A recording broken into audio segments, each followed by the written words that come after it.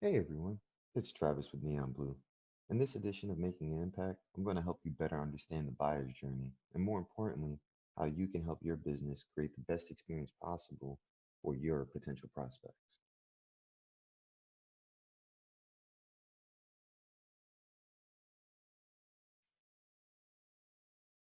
So, before we begin, a little bit about Neon Blue. Neon Blue is a US based consulting firm that specializes in providing as a service providers with effective strategic brand management processes and automation services that essentially allow them to truly scale their businesses with consistent cost and without the risk.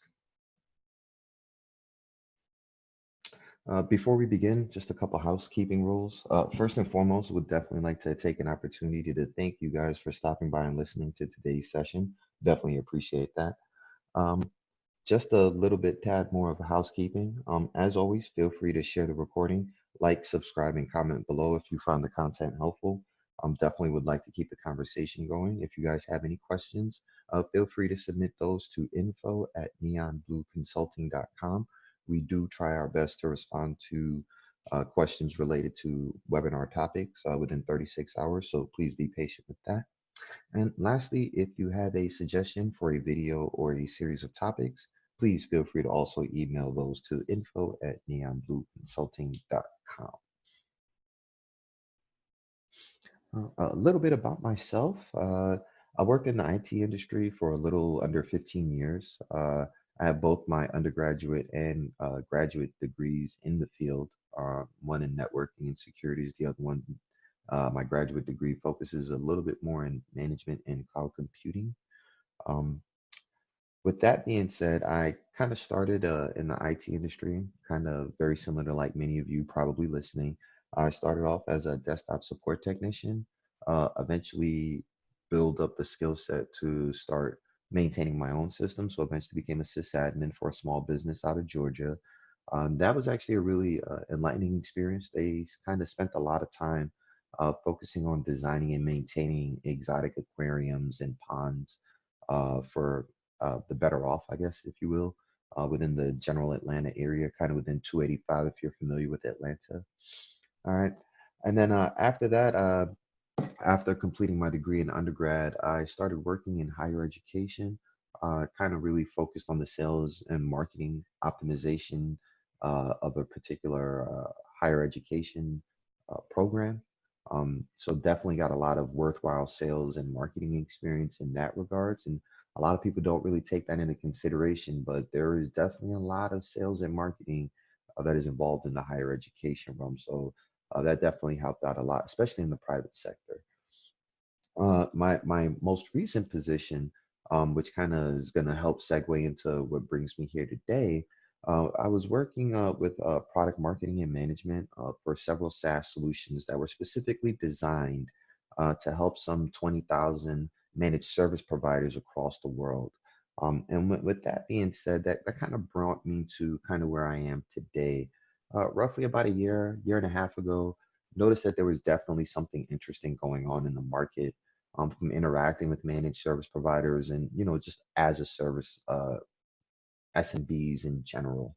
And what I found is there's definitely a disconnect. We are definitely at the time with technology where we have to learn to do more with less, be it from a resources standpoint, from a monetary standpoint, from a technological standpoint.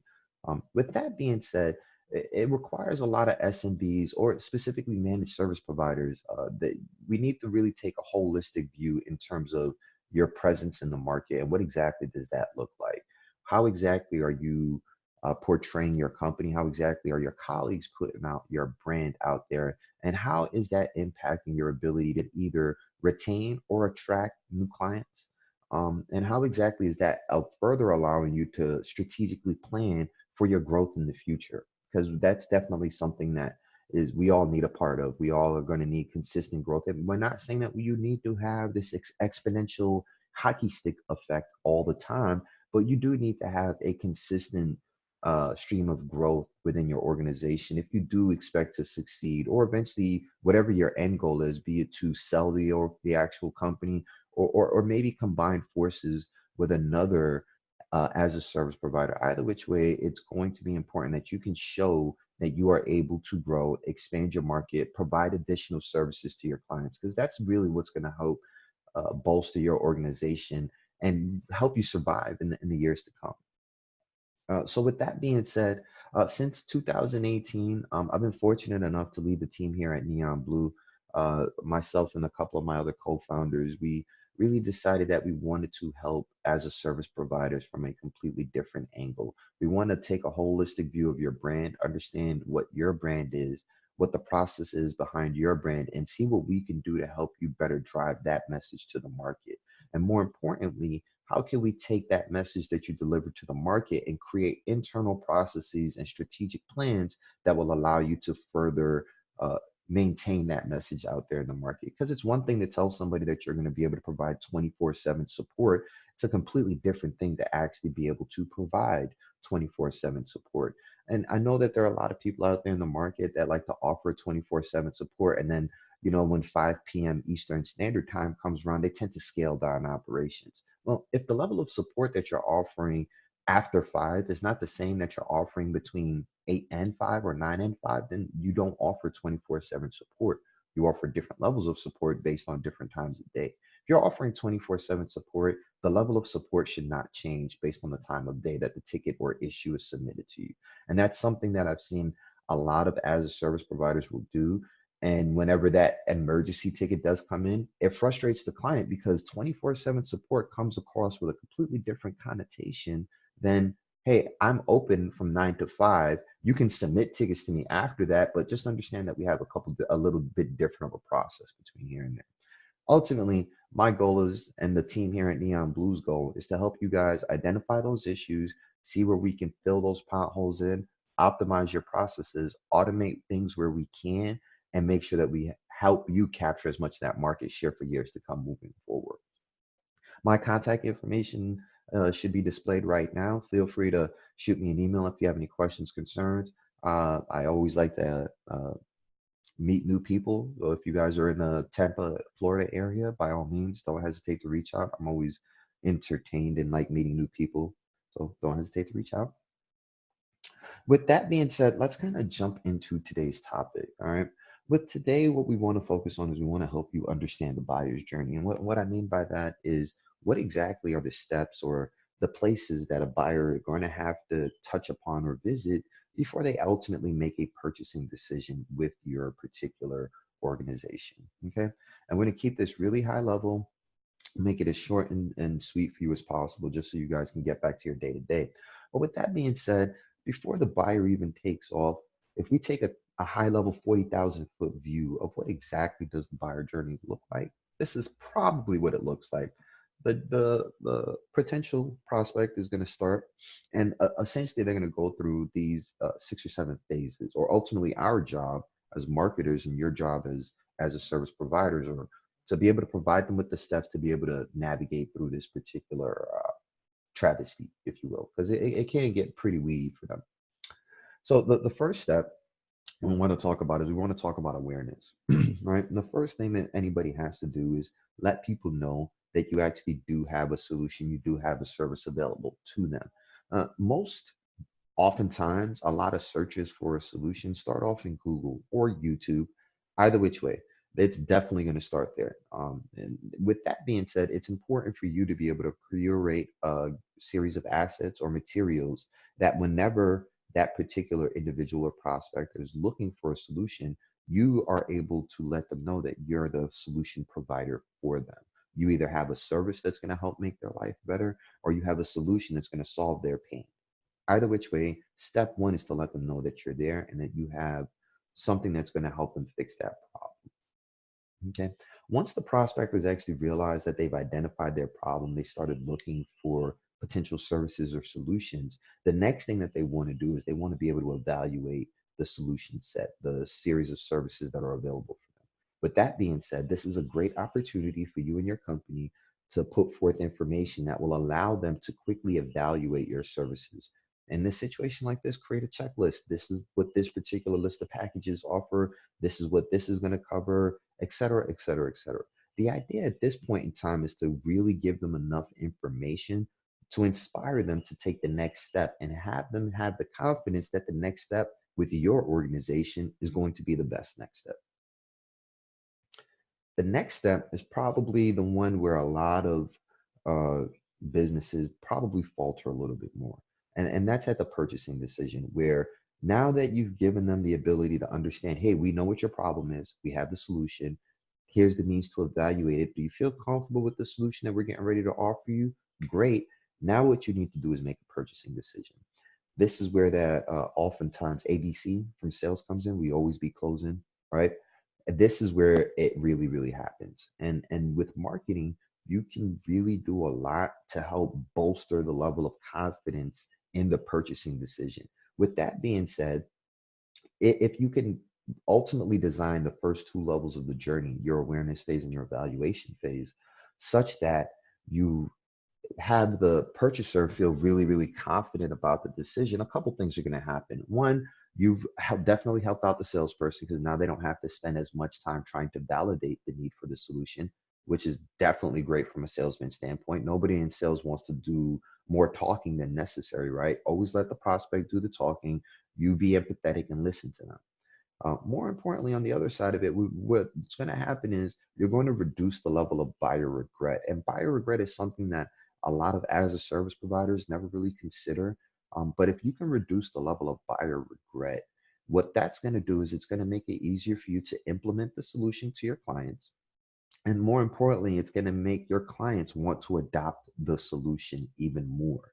Reason being is because they have confidence in 100% that this is going to solve their issue. This is going to make their life better. So they're going to want to absorb more of the functionality. They're going to want to absorb more of the services because they have the supreme confidence that this is going to be the greatest thing for them. And this is where the purchasing step is really going to take place. So the idea now is to quickly and easily transition them from that marketing feel and funnel to get them to move into your organization. This is the point where you're really getting ready to open the doors to your company and let them get absorbed and get that influx of your culture and what to expect next. So whatever you're going to do in this particular portion of it, make sure that you are ready to hand off this transition so that you are able to take care of step four, which is the delivery phase. Now, with this particular phase, obviously, you want to prepare yourself to deliver the solution or service to them. Make sure that whatever process that you have is going to be able to cater the delivery or the service in the way that the client needs it to be delivered. And what I mean by that is if you know that this particular client or customer has operations and they're really busy whenever their stores are open or whenever their business is open, make sure that you're able to deliver the solution after hours. And if you can't, make sure that you coordinate with somebody that can assist you in making sure that the solution and service will be handled after hours. And I know that sounds really weird. I know there are a lot of people that say that, we're only in operation from this time to this time. Unfortunately, the way that the world is going, and especially in the United States, everybody's getting ready to absorb longer hours of operation. Everybody's going to stay open a little bit longer. And you, as a service provider, have to be able to meet that particular need. So either you're going to have to be the one that spends a little bit longer in the office, or you'll have to partner with somebody that can actually deliver that service for you. Either which way, it's very important that whenever you get ready to deliver the service, it's delivered in a manner that your client wants it to be delivered. Okay. So now that you've delivered your solution, your service, there are a couple different ways that you can go about providing additional services that are going to help bolster and again reduce that buyer regret and increase the adoption of the service or solution. And that is to allow them ways to leverage that solution or service in other ways that they had might not necessarily considered before, right? Consider other services that you can offer them, be it maintenance packages or additional trainings that you can offer them so that it can again help them adopt more of the service, adopt more of your solution set, and ultimately be more successful, which is essentially what they came to you for to begin with, right? Yes, they came to you guys to help them fix their technological issues. They came there to help you guys remove malware and all that other good stuff, but ultimately they came to you guys because you hold the keys to their success. Back in the 60s, maybe the 50s, maybe a little bit even after that to an extent, A lot of businesses could get away with separating their technology from their operations. Well, in today's market, that's not what you can do. If you're running a business, there has to be some level of technology that is running behind that. And with that being said, become increasingly more incumbent for SMBs to have to adopt IT services. They are becoming more reliant on you. And if you can be the person that keeps them maintained, keeps them up and running, gives them the ability to do more for their clients, you will always be the champion in their eyes. And that's ultimately where the service comes in. This is where you guys can also start tacking on some additional things so that you can start capturing some more monthly recurring revenue. This is not something that you have to do immediately. Make sure that you deliver the service the right way, wrap up an additional value add, and then maybe next year, whenever it's time for a contract renewal, you take a holistic look at the amount of service tickets that they may have submitted to you and see what additional services you can offer them so that you can go ahead and continue help them be more successful. And we'll talk a little bit more about why it's important for as a service providers to be focused on your customers' success moving forward and the impact that your branding can actually have in driving that particular mission. And lastly, everybody's favorite thing is to actually get paid, right? So with this being said, whenever you're getting ready to provide an invoice for a particular client, the first thing we always advise is be transparent. You never want to try to hide anything on an invoice. Reason being is one, it gives a competitor the opportunity to present that particular line item and say that I can offer that at the same cost, even though you're offering it, you hit it, so it doesn't look like it. The other side of it too is whenever you're getting ready to kind of hide over or shove things underneath the rug, if you will, it kind of it may sour the relationship between you and your client. And again, one of the things that we want to do whenever you're as a service provider is maintain a level of trust and honesty with your particular client. That's just the nature of business in general. So with that being said, be as transparent as possible with all the services and solutions that you offer. I'm not saying that you have to give them necessarily, you know, the vendor or the manufacturer of the product or anything along those lines, but tell them what it is, at least, what it does. Things along those lines. One, you're educating them, which is going to help them feel more in control of their actual business. And two, they won't feel like you're trying to pull the wool over their eyes. And nobody wants to feel like they're being taken advantage of. Provide flexible payment options, right? Nobody likes to feel like they're being hog-tied to the ground to the way how you like to get paid. There's a lot of different payment gateways, a lot of different payment options out there available, offer different terms, 30, 60, 90 days, maybe a year to pay off a project. I know a lot of people do down payments. However it is, offer flexible payment options. And lastly, find ways to automate your invoicing and the ways that you receive payments. Nobody wants to sit there and have to calculate the amount of time, the amount of materials that were used. If you are currently using a business automation platform and that platform does not allow you to automate your invoicing, you should probably reconsider that platform, especially from an MSP standpoint. With this monthly recurring revenue model that we're all trying to get ready to move to, the last thing you want to do is burning a candle in the sun trying to figure out how to invoice and receive payments from your clients in a timely manner. All right. So, a couple takeaways. If you got absolutely nothing else that we got from the session today, just three things that I want you to take away from it. One, try to master each of these steps. It's not necessarily going to happen overnight. Everything is a work in progress. But the idea is as you review each of these steps within the buyer journey, you should be trying to find a way to cultivate an experience that's going to reduce the friction along the journey, right? The more seamless the transition is, your prospects or your potential clients have from realizing they have a problem to actually having that problem solved and just paying for the solution. If you can reduce that friction and make that experience uh, truly different from anybody else in the market, then you definitely stand a greater chance, again, of reducing that buyer's regret. And honestly, one of the best things that marketing can do for your business is help you actually create evangelists out there in the market. I know plenty of as a service providers will probably attest to this. A lot of them probably got a leg up in their respective market from evangelists, right? People who referred them to other businesses and got them the opportunity to do more with that regard. And lastly, if you've never done this before, if you have no idea where to start, create content. The easiest thing about creating content is there's no such thing as a bad piece of content. Now, with that being said, there is content that was badly produced, but the overall message behind the content is generally never a bad thing. And content can take a lot of different forms. You can create how-to videos, you can create culture videos, you can create unique testimonials, you can create case studies, you can create infographics. Ladies and gentlemen, the amount of content that you guys can create to help drive this buyer's journey and experience for your prospects and users is astronomical. You can really go all out with this kind of stuff. If you're not really sure where to begin, I know that HubSpot does a great job of providing some high level strategic ideas. If you really need to get a little bit more in the weeds for that, don't hesitate to reach out to us here at Neon Blue. We do provide free 60-minute consultations for everybody within the space. And the idea behind that is we really just want to make sure that we're doing everything we can as an organization to help you guys scale to that next level. All right. Again, thank you for everybody for taking the time to listen to this webinar session with us. Evolution is constant here, and we definitely believe that our job is to help you stay at the forefront. And with that being said, be on the lookout for more content from us designed to help you scale without the risk. Until next time, this is Travis with Neon Blue. Take care.